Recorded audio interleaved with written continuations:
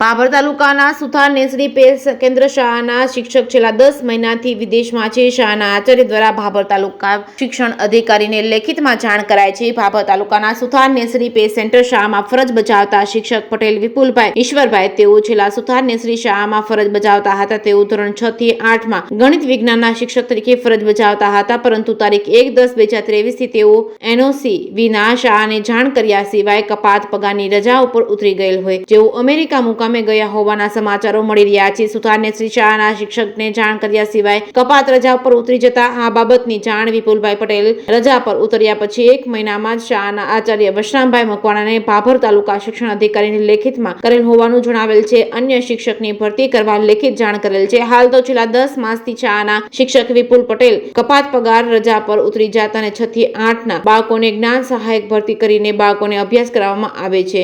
Regular જગ્યા ખાલી છે। જે કેસી ગુજરાતી સાથે કિરણ ઠાકોર, ભાભર।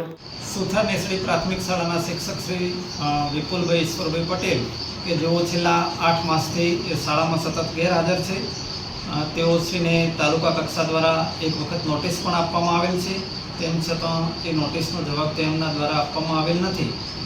શાળામાં તેઓ 8 મહિનાથી રજા ઉપર હોવાથી બાળકોના શિક્ષણ કાર્ય ઉપર તેની અસર પડી રહી છે।